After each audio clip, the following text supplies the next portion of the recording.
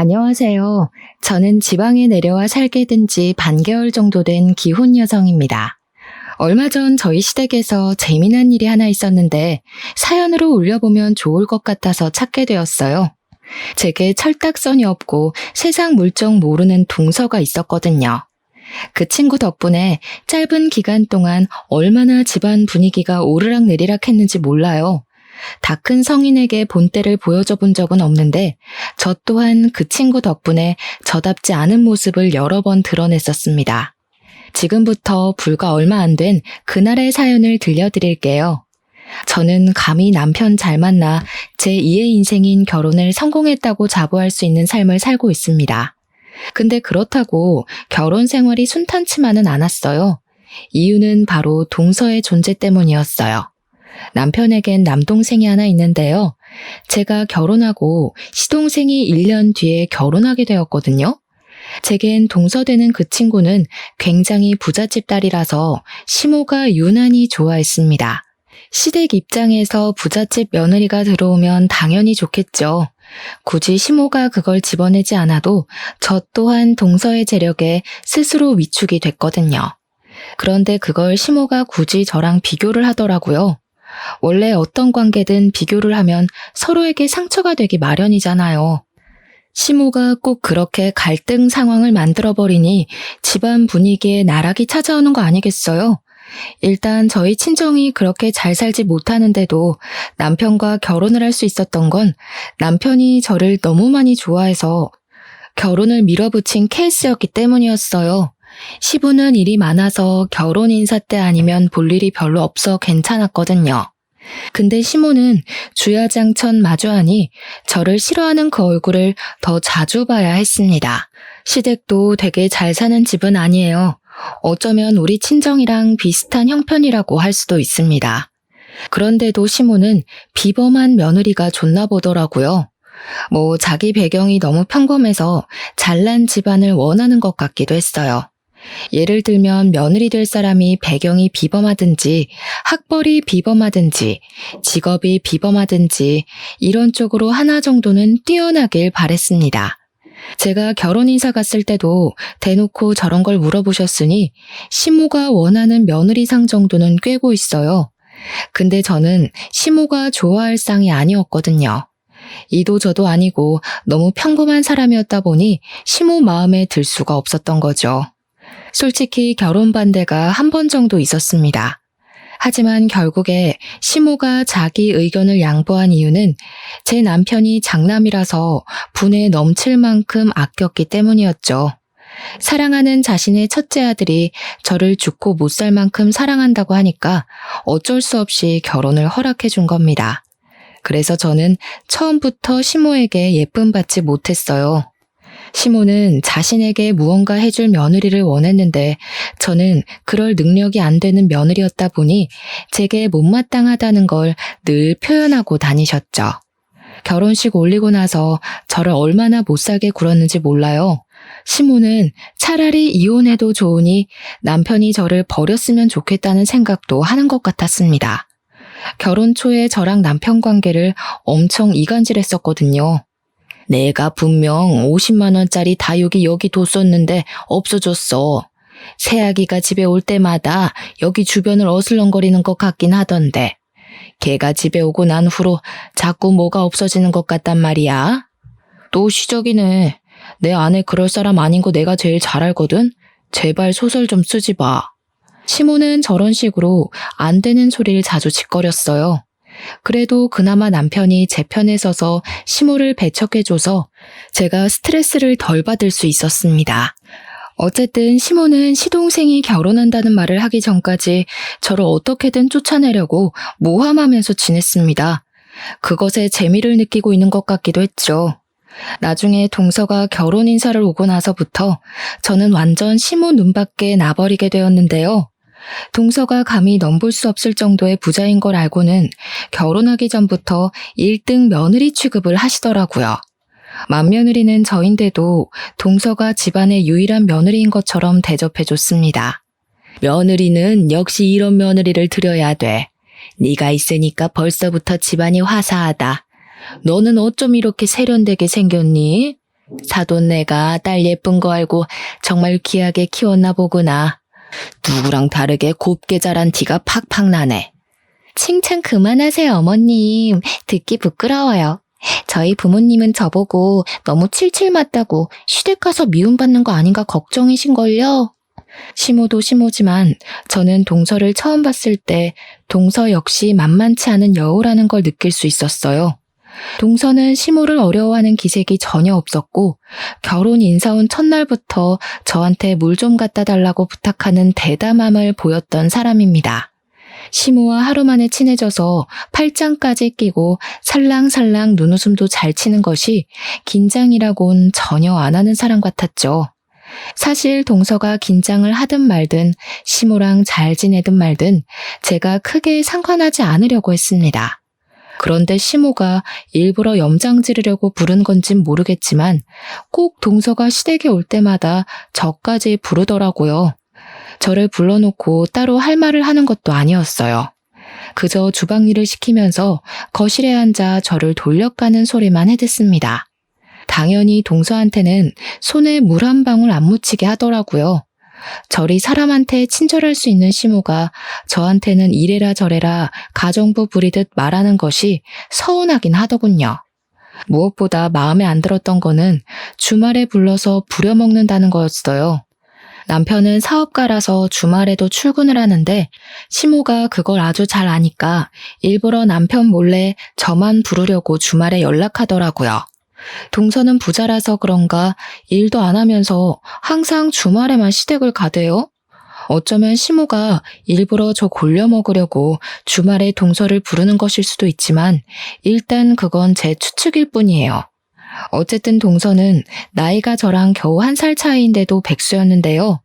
사실 이 부분에 대한 시모의 태도도 좀 황당했습니다. 동서의 배경을 듣고 눈을 빛내던 시모가 동서의 직업까지 기대하는 얼굴이었어요. 그 상황에 동서가 백수라고 당당하게 얘기를 했거든요. 자긴 현모양처가 꿈이라나 뭐라나. 근데 시모가 동서의 철없는 소리를 듣고는 너무 기특하다고 좋아하는 겁니다. 돈이야 남자가 벌면 되는 거고 여자는 내조만 잘하면 된다네요. 저보고는 남편 혼자 돈벌이 하게 해서 자기 아들 등골 빼먹지 말라고 귀에 피날 정도로 경고했었거든요. 저는 한 번도 제 형편이 부족했다고 생각해 본 적 없었는데 시모 때문에 정말 어이가 없고 서럽기까지 했습니다. 하나 더 어이없었던 건 시동생이랑 동서가 결혼 준비 과정에서 싸울 때가 몇 번 있었는데 그때마다 시모가 동서 편에 나서서 시동생을 나무랐어요. 동서의 화가 풀릴 때까지 시동생이 무릎 꿇게 만든 적도 있었습니다. 얼마나 부잣집 며느리 안 놓치고 싶었으면 고집 센 시모가 동서의 비위를 다 맞춰주나 싶더라니까요. 정말 혀를 내둘렀었죠. 아무튼 시모는 애쓴 마음이 헛되지 않게 끝내 동서를 시동생과 결혼시키는 데 성공했어요. 동서랑 시동생이 혼인신고까지 마쳤을 때 시모는 마음 놓고 기뻐하였습니다. 그렇게 동서를 향한 시모의 사랑은 더욱 커졌고 저랑 동서를 두고 시모의 편애는 더 심해졌어요.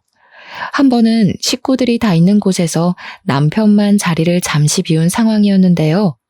우리 장남도 좋은 맞선 자리 많이 들어왔었거든. 잘 나가고 능력 좋은 며느리감 참 많았는데 애가 워낙 눈이 낮아서 실패했지 뭐니. 내가 우리 장남만 생각하면 밤잠을 설친다니까. 우리 장남도 돈 많은 배우자 만나서 호강할 수 있었는데 다 커서 이게 무슨 고생인가 싶어. 제가 있는데도 저를 대놓고 개무시하는 횟수가 늘어갔습니다. 남편 말고는 저를 감싸주는 식구도 없었어요. 남편이 없는 시댁은 남보다도 못한 관계들이었죠. 아무튼 시모가 동서까지 있는 그 자리에서 저를 개무시했을 때 식구들은 그저 웃기만 했습니다. 다들 장난식으로만 그러지 말라고 말릴 뿐이었어요. 근데 저는 처음부터 시모에게 미움을 받고 시작한 결혼이었고 남편이 제 편이란 걸 너무 잘 알아서 무서울 건 없었어요. 서운한 거랑 두려운 건 다르잖아요. 그래서 제가 식구들 웃는 얼굴에 똑같이 웃음으로 화답하는 건 어렵지 않았습니다. 며느리 돈이 많이 좋으신가 보다. 그렇게 바란다고 어머님 돈 되는 것도 아닌데 굉장히 돈돈거리시네요. 그러다 기대만큼 안 해주면 서운하다고 삐치겠어요. 나중엔 자식 잘못 키웠다는 소리도 하시겠죠? 역시 어머님 같은 분들은 속이 훤히 보여서 웃겨요. 뭐야? 돈돈거려? 얘 말하는 것 봐라. 너 어른한테 말버릇이 뭐 그따위니? 네? 저는 그냥 어머님 말버릇 따라 해봤을 뿐인데요. 어머님이 저에 대한 감정을 안 숨기시길래 저도 그게 좋을 것 같아서요. 그래도 동서가 보고 있는데 저도 체면이 있잖아요. 시모가 어이없다는 듯 저를 째려보더군요. 아마 제 주제에 무슨 체면을 따지냐고 한 소리 하고 싶었을 겁니다. 그런데 제가 그 말을 할 시간을 별로 주고 싶지 않았어요. 시모 성격에 한바탕 다툼이 될 것 같았거든요. 괜히 분위기가 고조될 바엔 그만 주방에서 뒷정리나 하는 게 나을 것 같아서 자리를 떴는데요. 그때까지만 해도 제가 시모를 좀 과소평가했더라고요. 시모가 저 때문에 동서 앞에서 자존심 상했다고 생각했는지 그 상황을 그냥 넘기지 못하고 바로 안갚음을 해주는 겁니다. 주방으로 저를 따라와서 제가 서 있는 싱크대로 그릇을 와르르 쏟아버리대요. 그 바람에 더러운 오염물이 제 옷으로 왕창 튀어버렸습니다. 거의 들이부어진 셈이로요. 비싼 옷도 아니니 버려도 상관없잖아. 이참에 너도 네 동서 보고 옷 센스 좀 배워라. 젊은 나이 아깝게 옷 꼬락서니가 그게 뭐니? 내가 동네 창피해서 맏며느리 있다고 말하기가 싫다. 미안하단 말 먼저 할 거 아니면 제발 입이라도 다물지. 시모는 끝내 사람 속을 뒤집고 가버렸어요. 제가 자기한테 지는 꼴을 봐야만 속이 풀리는 사람이니 그랬을 겁니다. 짜증이 났지만 여기서 제가 또 나섰다간 시모 성격에 이보다 더한 반격으로 갚아줄 거거든요. 근데 식구들 다 모인 상황에서 그렇게까지 분위기를 끌고 가긴 싫어서 참았어요. 그냥 철없는 어른이니 불쌍하게 생각하자 그렇게 스스로 위안만 했죠. 저는 졸지에 많은 양의 물을 튀어 찝찝한 상태로 설거지를 해야 했습니다. 괜히 시모한테 한마디 대들었다가 저만 똥 덜 닦은 기분이 돼버렸어요. 그리고 그때 남편이 등장했죠. 제 남편은 눈치가 빨라서 딱히 좋은 타이밍이란 것이 통하지 않는 사람인데요. 그런 남편의 눈에 자기가 없는 동안 제가 어떤 처지에 놓였는지 잘 보였나 보더라고요. 남편이 주방에서 혼자 설거지하고 있는 제 꼴과 거실에서 떠들고 놀고 있는 식구들을 번갈아 보더니 어떠한 의심도 없이 바로 시모한테 가서 큰 소리를 내었습니다. 엄마, 그새를 못 참고 또 저 사람한테 시비 걸었어? 한 번만 더 내 아내 마음대로 부려먹으면 가만 안 있을 거야. 깜짝이야. 왜 소리를 지르고 그러니? 내가 뭘 했다고? 맏며느리가 돼서 시애미한테 함부로 짓거리는데 그럼 그걸 가만히 내버려둬야 했어? 제가 먼저 건방지게 말한 거 여기 있는 사람들 다 들었어. 시모는 주변 가족들을 가리키며 굉장히 억울해했습니다. 얄밉기로는 세계 최강이지 않나 싶었어요. 저희 집에 얄미운 사람은 시모 하나로 족한데 어찌 그런 사람이 하나 더 생겨버렸다는 걸 이날 확실하게 알게 되었는데요. 다른 식구들도 가만히 있는데 이제 막 식구가 된 동서가 갑자기 나서더라고요. 아주버님 진정하세요. 어머님 말씀 사실이에요. 솔직히 저도 형님 태도에 좀 놀라서 말려야 하나 싶었어요. 형님 말씀이 많이 무례하더라고요. 어른한테 그렇게 말하는 사람 처음 봤어요. 가정교육을 받았다면 저럴 수가 없는데. 들었지? 이제 막 우리 식구 된 막내 애가 집안 분위기에 대해 뭘 안다고 벌써부터 이런 소리를 하겠어? 그만큼 전연이 나한테 심했다는 거 모르겠니? 어떻게 아들이란 녀석이 막내 며느리보다 내 마음을 몰라줘? 사람 바보 만드는 거 참 쉽다고 생각했습니다. 만약 시모와 저의 대화를 처음부터 끝까지 들은 사람이 누구도 없고 시모와 동서만 있었다면 다들 두 사람 연기에 끔뻑 속겠더라고요. 그리고 무엇보다 저를 향한 남편의 신뢰가 조금이라도 흔들렸다면 제 시집살이가 굉장히 지옥이었겠죠. 근데 고맙게도 제 남편은 역시나 제 편이었어요. 동서와 시모의 뻔뻔한 태도를 보곤 바로 행동으로 답해주더라고요. 갑자기 저한테 오더니 제가 끼고 있는 고무장갑 벗겨서 그 고무장갑을 들고 가 동서한테 집어던지는 거 아니겠습니까? 가정교육 받았으면 잘 알겠네요.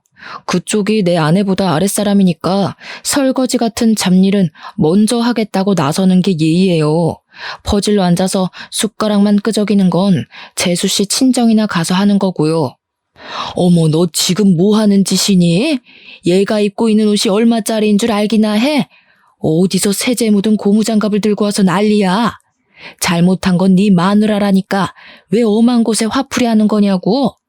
정작 남편에게 욕먹은 동서는 가만히 있는데 시모가 되레 놀라서 동서를 챙기는 웃긴 모습 연출되었습니다. 그런데 더 어처구니 없었던 건 그 상황에서 누구도 남편과 제 손을 들어준 이들은 없었다는 거예요. 시부랑 시동생은 시모가 제게 먼저 시비를 걸어서 사태가 이렇게 되었다는 걸 알 텐데 끝까지 모른 체 하고 있더라고요. 심지어 동서 편을 들기 시작했습니다. 그럴 만도 했어요. 시부가 사업을 하는데 동서 집안의 도움을 좀 받았거든요. 동서가 오지랖 부려서 시부 사업을 개인적으로 도와준 걸로 알고 있습니다. 그러니까 시부도 결국 남편을 나무라는 쪽을 선택해버리더군요. 게다가 시동생은 당연히 자기 마누라가 우선인 사람이라 기대를 해선 안 될 사람이었어요. 그저 여자한테 눈이 먼 사춘기 청소년으로 치부해야 했습니다. 자기 여자 함부로 대했다고 남편을 째려보기만 했거든요. 그렇게 식구들이 돈에 정신 나가서 동서를 감싸는 꼴을 보자 남편은 더 화가 났어요. 남편도 시댁 식구들의 본색을 아니까 더 저를 믿고 제 편을 들어줬던 것 같아요. 남편은 그대로 저를 데리고 집을 나가려 했습니다. 근데 그때 시모가 찢어질 듯이 고함을 내질렀어요. 야, 어디가? 상은 누가 다 치우라고? 이거 치우고 가야지. 설거지도 다 안 했잖아. 지금 안 하고 가면 다신 우리 집 못 오게 할 줄 알아. 이렇게 소리 지르는 겁니다. 남의 집 자식 때문에 자기 아들한테 그런 소리를 하다니. 남편은 시모의 말에 대답할 가치가 없다고 판단했는지 대답 대신 현관문 세게 닫아버렸어요. 그리고는 제게 사과하면서 당분간 시댁 가지 말자고 명절도 제사도 챙기지 않아도 된다고 하더군요. 정말 괜찮겠어? 괜히 집안 불화만 일으키는 거 아닌가 모르겠네. 그렇게 사랑하는 막내 며느리 끼고 다 하라 그래. 제사고 명절이고 차례고 좋아하는 며느리랑 준비해야 즐겁지. 뭐하러 서로 스트레스 받을 짓을 해? 내가 괜찮다고 할 때까진 엄마 연락 무시해줘. 저보다 더 많이 화를 내주는 남편 덕분에 되게 많이 의지가 되었어요. 솔직히 남편이 아니었다면 얼마나 외로웠을 환경입니까? 내 결혼 쪽박났다고 표현하기 좋을 상황이잖아요. 저는 남편만 믿고 따르기로 했어요. 그래서 정말로 시모의 연락을 다 씹고 먼저 사과도 하지 않았죠. 그런데 역시나 시댁이란 건 남편이 천륜을 끊지 않은 이상 다시 맞닿을 수밖에 없는 인연이 아니겠습니까? 보니까 시모가 딱 그런 사람이더라고요. 아들 중에선 장남이 좋고 며느리 중에선 동서가 좋아서 둘 다 포기할 수 없는 사람이요. 그래서 제가 너무 미운 시모는 장남 때문이라도 저를 완전히 등지지 못하는 것 같았어요. 결국 우리 결혼을 허락해줬던 것처럼 이번에도 먼저 꼬리를 내리는 겁니다. 시모가 그날 다퉜던 일을 우리에게 먼저 사과해주는 덕에 저희의 냉전 관계가 마무리될 수 있었습니다. 그 뒤로 시모는 당분간 남편 때문이라도 제게 시비 거는 걸 좀 조심했어요. 저와 동서가 마주치는 일을 이전보다 잘 만들지 않았죠. 그랬더니 이젠 동서가 몸이 근질근질한가 보더라고요. 저랑 친한 것도 아니면서 어느 날부터 안부 문자를 보내대요. 별로 답장해줄 필요성을 못 느껴서 못 받은 척 그냥 씹었더니 그 뒤로는 우리 집까지 찾아오는 거 아니겠습니까? 동서는 자기가 시모를 잡고 있다는 걸 너무나도 잘 아는 여자였어요. 시댁에서 시모를 잡는 것이 실세가 될 수 있다고 생각하는 것도 같았습니다. 백수니까 심심한지 사람 골려먹을 궁리만 하나 보더라고요. 그동안은 같은 백수인 시모랑 저를 골려먹느라 재밌었겠죠. 그런데 시모가 잠깐 저 괴롭히는 걸 파업 중이라 자기는 따분한가 봐요. 느닷없이 시모의 심부름을 왔다면서 우리 집에 들이닥친 거 아니겠어요? 형님, 이런 궁상맞은 곳에 살고 계셨구나. 이러니까 어머님이 그렇게 무시하시죠. 솔직히 어머님도 별 볼 일 없는 곳에 살면서 왜 그렇게 형님을 깔보나 궁금했거든요. 근데 형님 사는 꼴 보니까 어머님이 그럴 만도 했네. 이런 데서 어떻게 살아요? 저 대사가 바로 우리 집을 처음 방문한 동서의 첫인사였습니다. 인사 멘트만 봐도 예의라고 눈꼽만큼도 없는 년이란 거 느껴지지 않나요? 동서는 우리 집을 들어오자마자 집을 둘러보더니 엄청 비웃더라고요. 당연히 기분 나빴죠. 근데 동서가 하는 모든 말은 다 기분 나쁜 것들이라 딱히 큰 타격은 없었어요. 그보다 다른 말이 좀 더 머릿속에 남았는데요. 저는 동서가 시모랑 쿵짝이 잘 맞는다고 생각했는데 아니었다는 것이 좀 의외더라고요. 동서가 그동안 자기 편하자고 시모를 이용했을 뿐이었단 걸 그날 처음 눈치챘습니다. 그것도 모르고 시모는 동서랑 대화가 너무 잘 맞는 것 같다고 동서를 엄청 어화둥둥했던 거였어요. 동서의 진짜 속마음을 알고 나서 둘 사이를 돌아보니까 참 재밌는 조합이더라고요. 그때부터 동서는 제 앞에서 시모에 대한 속마음을 굳이 숨기지 않았습니다. 저를 믿어서 그런 건 아니었고 제가 시모한테 미움받고 있는 입장이었으니 제가 아무리 무어라 짓거려도 시모가 제 말을 믿을 리 없다고 생각하는 것 같았어요. 그래서 그런가 갈수록 동서의 입술은 더 험해졌습니다. 저랑 둘만 있으면 거침없이 저와 시댁을 개무시해주더군요. 원래 그렇게 살아온 사람 같았어요. 그냥 자기보다 돈 없어 보인다 싶으면 무조건 다 창해 보더라고요. 심지어 자기 남편까지 아랫사람으로 보고 있더라니까요. 저한테 직접 얘기도 하더라고요. 자기는 시동생을 사랑해서 결혼한 게 아니라 개처럼 헌신을 잘해서라고 말이죠. 나는 내 곁에 개처럼 있어줄 사람이면 돼요. 괜히 비슷한 집안 만나서 피곤하게 며느리 노릇하고 사는 거 지겨워. 지금처럼 못난 놈들한테 돈 조금 쥐어주면 얼마나 편하게 살 수 있어요. 어머님이고 아버님이고 제 앞에서 아주 내 발로 기잖아요. 형님은 그렇게 못해서 개고생해야 되는 거고. 입조심 좀 하는 게 좋을 것 같은데 돈 많아도 동서처럼 주둥이 싸게 놀리면 결국 가진 거 다 잃게 될걸? 나중에 개망신 당할 일 생기면 어쩌려고 그렇게 허세를 부려. 뭐라고요? 허세는 형님이 부리고 있는 게 허세죠. 가진 것도 없으면서 자존심 하나 때문에 괜히 센 척하고 있잖아요. 내가 잘 사는 게 부러우니까 자존심이라도 지키려는 거 아니에요? 동서는 기본적으로 사람을 무시하는 게 입에 배어 있었어요. 처음에 나이 30대에 백수로 지내는 게 한심했는데 나중엔 백수로 지내줘서 고마울 따름이었습니다. 그 성격으로 다른 사람들에게 얼마나 피해가 되었겠어요. 그리고 사람들 머리 위에 서는 걸 좋아하는 것 같았는데 제가 자기한테 감정 상해서 싸움을 걸어주길 바라는 것처럼 시비를 걸더라고요. 상대를 굴복시키는 것에서 재미를 느끼는 것 같기도 했습니다. 난 동서 돈보다 동서 머리통이 너무 부러워. 동서 그렇게 어린 나이 아닌데 인생 정말 편하게 사는 것 같거든. 솔직히 동서가 엄청 깡통머리라서 되게 민폐거든? 근데 동서는 주변 사람들 기분 눈치 못 채고 뻔뻔하게 밀고 나가잖아. 나 그게 너무 부럽더라.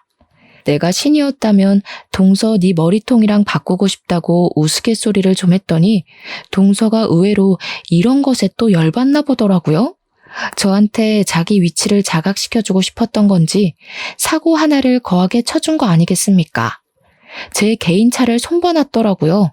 차 문 손잡이에 돈 봉투까지 말아서 끼워놨대요.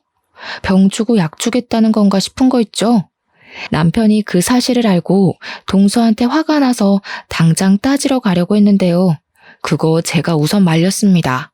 그래봤자 동서는 제 똥차를 비아냥거리기만 할 뿐 자기 잘못에 대해선 반성조차 안 할 것 같았거든요. 일단 돈 봉투까지 대놓고 두고 갔다는 건 자기 행동임을 숨기지 않겠다는 뜻과 마찬가지잖아요. 동서가 저질러 놓은 행동에 화부터 내는 건 그저 동서랑 놀아주는 집밖엔 안 된다고 생각했어요. 저는 동서가 제 차를 손괴하는 증거물만 우선 모아놓고서 때를 기다리기로 했습니다. 그리고 차 문제에 대해선 더 언급하지 않았어요. 혹시 시댁을 가서 동서를 마주치는 일이 있더라도 적당히 고분고분한 척 수그려 주었죠. 언젠가는 동서의 성격이 집안에 큰 화를 가져올 거라 생각했어요. 그 기간이 너무 오래 걸린다 싶으면 제가 일을 꾸미려고도 했습니다. 그런데 역시나 동서는 다른 사람들과 어울려 살 수 없는 성격인가 봐요. 그렇게 돈 없는 사람 무시하던 동서 성격이 결국 저희 집에 대단한 불씨를 퍼뜨렸는데요. 그날은 다름 아닌 시모가 집에서 개모임을 할 때였습니다. 시모는 어김없이 저를 잡일시키려고 며칠 전부터 제게 연락해 시댁으로 대기를 시켜놨어요. 시모랑 동서한테 여전히 감정 상해 있던 남편이 뭐하러 개모임까지 챙기냐고 시댁에 가지 말라고 했으나 동서의 약점을 잡으려면 동서 꼴을 좀 더 지켜봐야 했어요. 남편에겐 이번만 해주고 다음부턴 안 하겠다고 말한 뒤에 시댁을 갔습니다. 일단 시모에게 안 하겠다는 말을 미리 못했기 때문에 마지막이다라고 생각하고 하려 했던 마음도 있어요. 그렇게 좀 일찍 도착한 시댁엔 동서도 와 있었어요. 동서는 결혼하고 나서 집에서 개모임하는 시모를 처음 보는 날이었습니다. 시모가 동서를 친구분들에게 자랑하고 싶었는지 일부러 개모임하는 날 동서까지 부른 것 같더라고요. 대신 일은 시키지 않았어요. 시모는 역시 동서가 음식하는 데에 손도 못 대게 했고 저한테만 이것저것 명령이 많았습니다. 그래도 남편 때문에 한동안 제게 말 거는 걸 조심하더니 개모임 하는 그날은 시모가 유독 들떠서 조심성이 없어진 것 같았어요. 그건 동서의 존재 때문이었을 겁니다. 시모 성격에 부잣집 며느리 들어왔다고 친구들한테 엄청 자랑했을 거거든요. 아니나 다를까. 동서는 제게 시모를 욕했던 모습은 감쪽같이 숨기고서 또다시 시모 홀리는 구미호가 되어 있었습니다. 시모에게 애교를 잔뜩 부리면서 자신의 위치가 이게 당연하다는 듯 앉아서 TV 보고 시모랑 말동무하며 놀기만 하더군요. 또 시모 기죽지 말라고 개모임 때 입을 옷도 준비를 해준 것 같았어요. 내가 좋은 며느리 뒀더니 친구들 만나는데 이런 선물도 다 받아보네. 이래서 집에 누가 들어오느냐에 따라 사람 기분이 달라진다니까. 어쩜 이렇게 기특한 생각을 했을까. 시모랑 동서는 꼭 제 주변에 와서 그렇게 떠들어댔습니다. 예전에는 그저 둘 사이가 좀 꼴사나웠는데 이번에는 제가 동서의 진짜 속마음을 알고 있을 때라 그런지 시모가 동서한테 제대로 이용당하고 있는 걸로만 보이더라고요. 저 둘의 속마음이 서로한테 들통나면 어떻게 될지가 궁금해서 그냥 웃기기만 했어요. 그렇게 개모임이 시작되었고 예상했던 대로 시모가 개모임 사람들에게 동서를 자랑하기 시작했습니다. 저는 며느리가 되고서 한 번도 들어본 적 없는 시모의 낯간지러운 말들이었죠. 내가 아끼는 막내 며느리잖아. 얼마나 싹싹하고 귀여운지 몰라. 오늘 자기들 만난다고 며느리가 옷도 사줬어. 내가 요즘 막내 며느리 보는 맛에 산다니까. 너희들 알지? 나 며느리 복 없는 줄 알고 엄청 스트레스 받았던 거. 제가 주방에서 뻔히 듣고 있다는 것을 알면서도 시모는 말을 가리지 않고 했습니다. 오히려 시모 친구들이 목소리를 낮추면서 제 눈치를 더 봤던 것 같네요. 그래봤자 시모나 시모 친구들이나 똑같은 사람이었지만요. 아무튼 시모는 이미 친구들에게 동서가 부자라고 소문을 쫙 퍼뜨려 놓은 듯 했어요. 다들 집에 오자마자 동서를 찾더니 밥상머리 앞에 앉아서 내내 동서 얘기만 하고 있었거든요. 시모를 부러워하기도 했고 어쩐지 시모가 걸치고 있는 것들이 수준 있어 보인다며 칭찬도 했고 자기들 며느리랑 비교까지 하면서 점점 동서 바라기가 되어갔습니다. 술 때문에 더 칭찬이 과하고 자자했던 것 같아요. 저는 그 번잡한 상황을 주방에 앉아 구경만 하고 있었습니다. 그때까지만 해도 분위기가 좋았어요. 근데 시모가 분위기에 휩쓸려서 술을 좀 급하게 마시더라고요. 몇 잔하고 기분이 너무 좋았는지 계속 동서의 심기를 불편하게 건드리는 겁니다. 아니, 얘가 너무 착해서 그렇게 막 퍼다 준다니까. 내가 따로 말 안 해도 알아서 갖다 바쳐. 아무래도 내가 전생에 나라를 구한 게 아닌가 싶어. 어디서 이렇게 복덩이가 들어왔는지 모르겠네. 자기들도 우리 애한테 잘 보여도 혹시 알아? 뭐 하나 얻어갈 수 있을지. 아줌마들은 시모의 말에 깔깔 웃으면서 며느리가 지갑이냐며 부러워했습니다. 시모는 동서 덕분에 재벌이 된 기분을 느낀다고 나중에 혹시 집도 한 채 해줄 수 있냐고 끝도 없는 농담을 던졌어요.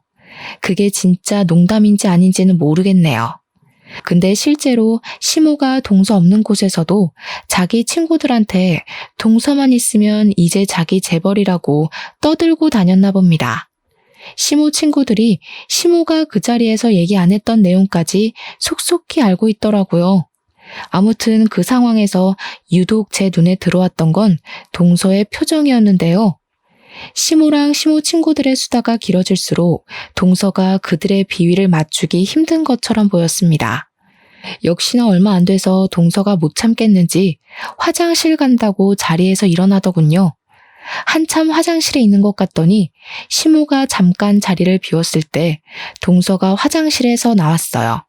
근데 다시 제자리로 돌아가지 않고 주방으로 들어오더라고요. 그리곤 제가 들리게끔만 시모 욕을 하기 시작했는데 바로 이게 문제였어요. 거지년들이 나이까지 먹고 쪽팔리지도 않나. 저런 식으로 새파랗게 어린 사람한테 구걸하고 싶을까? 나는 절대 나이 먹고 저렇게 안 살아야지. 너무 추접하지 않아요, 형님? 글쎄, 동서 돈 쥐어주고 개처럼 굴리는 거 좋아한다며. 내가 보기엔 동서가 원하는 대로 해주고 계신 것 같은데 말이 아다르고 어다르다고. 감히 자기가 나를 멋대로 할 수 있는 줄 알잖아요. 오냐오냐 해주니까 분수도 모르고. 근데 이 대모임 대체 언제 끝나는 거예요? 이 집 아줌마 비위 하나 맞추는 것도 귀찮아 죽겠는데 똑같은 것들 여러 명이나 상대하려니까 피곤해 죽겠어요. 동서는 개모임에 흥미가 떨어졌는지 다시 돌아갈 생각을 안 했습니다. 아예 제 앞에서 속에 쌓였던 욕을 털어내려고 작정하고 자세까지 잡더군요. 그렇게 화가 나면 어머님한테 직접 가서 말하지 왜 뒷담만 까? 동서가 말만 하면 어머님이 어련히 조심할까. 어머님이 동서 엄청 좋아하잖아. 이 형님 순수하시네. 어머님이 절 좋아하는 거겠어요? 제 돈을 좋아하는 거지. 저도 그 정도는 알아요. 그런 사람들 얼마나 많이 봤다고요. 그렇게 싸구려 냄새 풍기는 사람들은 상대해봤자 제 인생만 피곤해져서 안 건드리고 싶네요. 동서가 어머님 좋아하는 줄 알았는데 아닌가 봐. 어머님이 아시면 실망하시겠다. 난 그래도 동서랑 어머님이 잘 통한다고 생각했거든. 어머님은 그렇게 생각하시는 것 같길래. 네? 수준 떨어지는 소리 하지 마세요. 죽었다 깨어나도 어머님한테 손톱만큼의 정도 없어요. 저한테 무슨 일 생기더라도 절대 이 집에 제 친정 재산 떨어지는 일은 없을 거예요. 이 사람들 빚도 있다면서요? 적당히 비위 맞춰주고 살다가 어머님 아버님 죽기 전에 이혼이나 할 생각이에요. 동서랑 저랑 1살 차이인데도 한참 철없고 어리다는 생각이 들었어요. 안타깝게도 동서 또한 술을 몇 잔을 해서 그런지 당시 자신이 무슨 상황에 처해 있는지 전혀 눈치 못 채고 있더라고요. 조금만 정신 차렸다면 알았을지도 몰랐을 만큼 기척도 났었는데 말입니다. 시댁 주방 옆에는 다이닝룸이 하나 있어요. 동서가 화장실 간 사이 시모가 친구 2분이랑 자리를 비웠거든요. 하필 그곳을 구경한다고 들어가 있었어요. 겨우 허술한 나무문으로만 가로막혀 있는 그곳이 주방에서 나누는 은밀한 대화를 막아주기엔 무리가 있었습니다. 저는 그걸 알고 일부러 동서한테 더 말을 시켰던 거예요.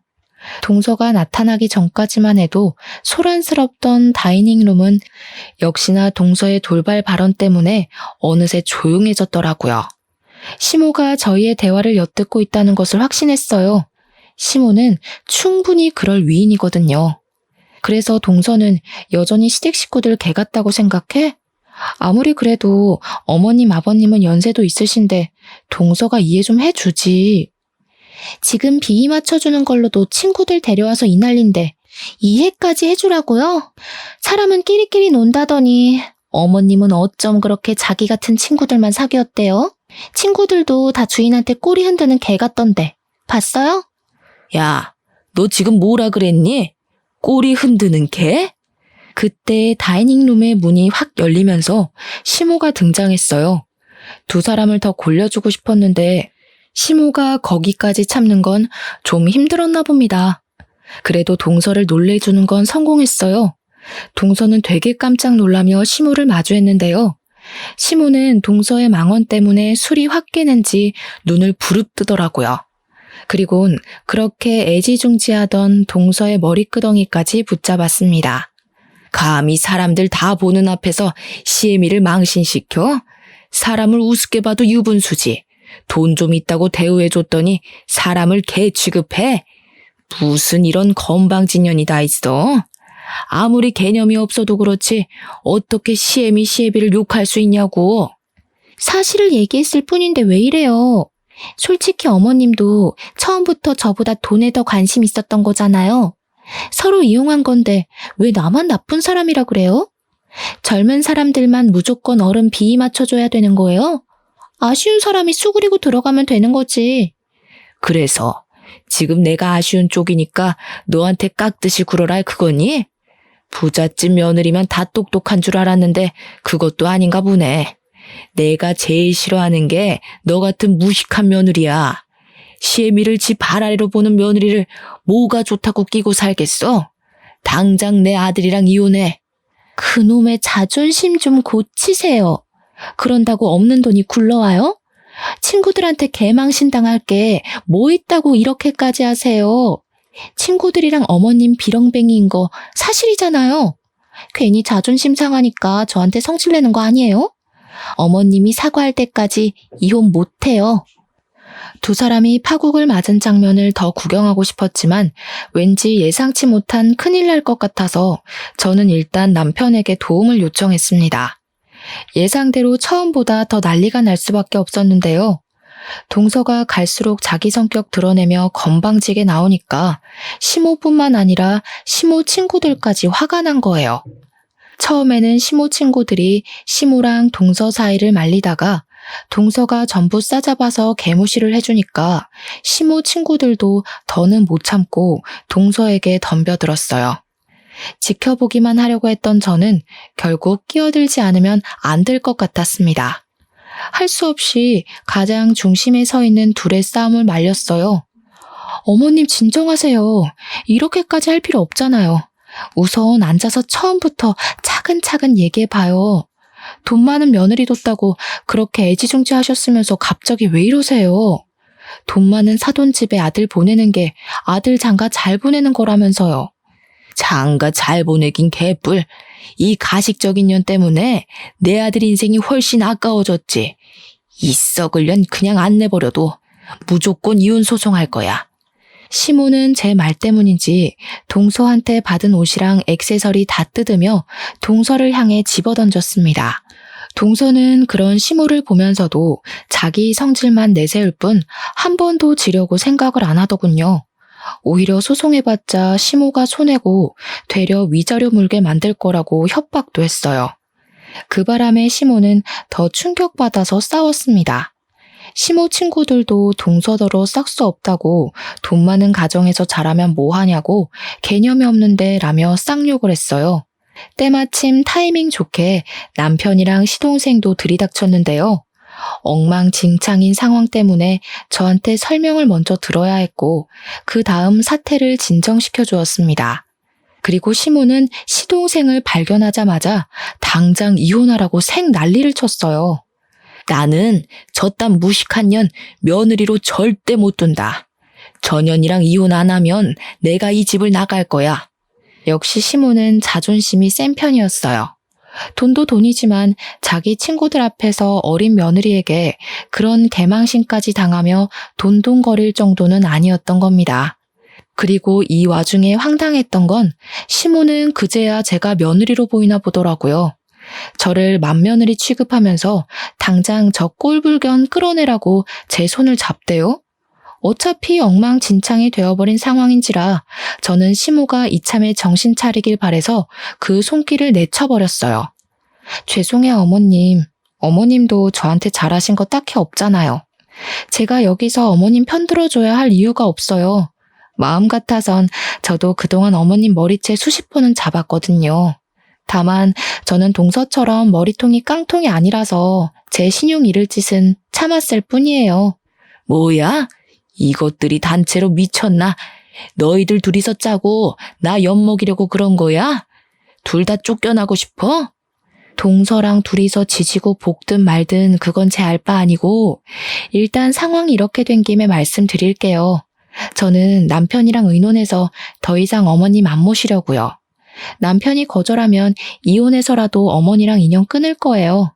어머님의 그 수준 떨어지는 허세 더는 못 보고 살겠어요. 동서에다가 저까지 날리니까 시모가 말을 잃을 정도로 충격이었나 봐요. 조건 없이 시모 편 들어주던 시모 친구들도 이젠 시모 처지를 좀 불쌍하게 보는 것 같기도 했습니다. 시모가 울분이 차 저한테 결국 손바닥을 올렸을 땐 고맙게도 남편이 나서서 막아줬어요. 거기다 대고 저는 딱 한마디로 시댁과 작별 인사를 해버렸네요. 그냥 며느리 복이 없었다고 생각하세요. 저도 시어머니 복 더럽게 없었다고 생각하고 말 테니까. 원래라면 뒷정리까지 하고 나왔어야 했는데 그럴 기분이 아니잖아요. 이왕 손털기로 한 거라 그냥 두 손 두 발 가볍게 나왔습니다. 아, 나오기 전에 마지막으로 동서한테도 한마디 해줬어요. 참 동서, 내가 중요한 말을 까먹을 뻔했다. 내 차 망가뜨려 놓고 알아서 수리비 놓고 갔더라? 그 수리비 돌려줄 테니까 고소장 기다려. 어차피 동서 백수라서 법원 들락날락할 시간 많잖아. 그렇게 시댁을 나온 저는 지금까지 시댁을 방문하지 않고 있네요.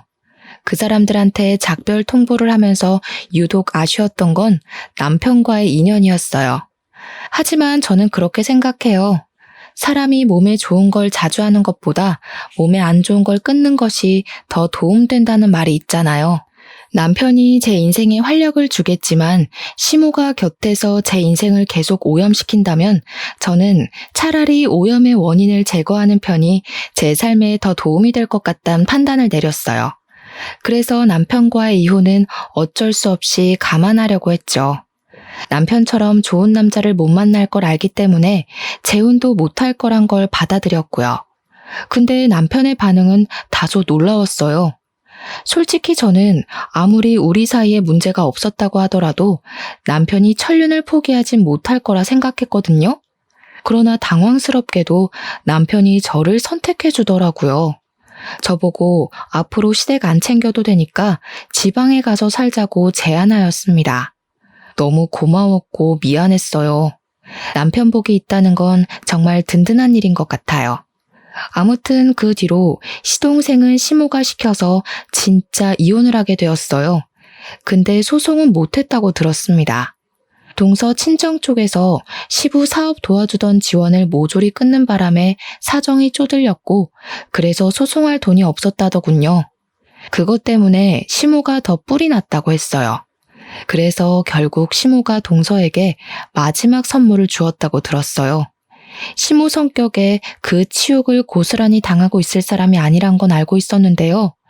시모랑 시모 친구들이 진짜 독하고 무서운 게 동서가 금수저인 것까진 어떻게 망칠 수 없어서 동서한테 개인적으로 똑같이 치욕을 주려고 했나 보더라고요. 동서가 차량 손괴죄로 고소당해서 조사받으러 출석한 날에 시모랑 시모 친구들이 동서 뒤를 밟았다가 인분 섞인 물을 동서한테 들이부었다고 했어요. 근데 하필 장소가 계단이었던지라 동서가 쏟아지는 물 때문에 중심을 못 잡고 넘어졌답니다. 그렇게 계단을 몇 개 굴렀는데 그 사고 탓에 팔꿈치 금이 가버렸다지 뭡니까? 동서가 시모랑 시모 친구들을 맞고소하는 바람에 서로 바쁘게 경찰 조사를 받았나 보더라고요. 그 사실은 내내 모르고 있다가 정리가 다 된 뒤에야 얘기를 해줬어요. 시모가 돈 좀 빌려달라고 남편한테 연락 왔었는데 남편이 시모더러 나한테 진심으로 무릎 꿇고 사과했으면 좋겠다고 했다네요. 근데 그 뒤로 시모가 남편한테 연락을 또 끊었대요. 아직은 저한테 삐쳐있는 것 같았어요. 그렇게 지방으로 온 지 반개월이 되었는데도 저는 시모한테 사과를 받지 못했습니다. 남편은 제가 괜찮다고 할 때까지 자기도 시부모님을 볼 생각 없다고 했어요. 남편 또한 시부모님의 실망스러운 모습을 많이 봤다고 하더라고요. 이런 상황에서 안심을 하면 안 되는 줄 알지만 그래도 남편과 이혼하지 않고 나름 현명하게 시댁과의 관계를 정리할 수 있어서 좀 다행이라 생각했어요. 시모가 언제 정신을 차릴지는 모르겠지만 시모가 사과한다고 해도 제가 그 용서를 과연 믿을 수 있을지도 모르겠네요. 앞으로 제 결혼 생활이 지금처럼 무탈하길 바랄 뿐입니다. 사연은 여기까지예요. 들어주신 청취자분들 정말 감사드려요. 항상 건강하세요.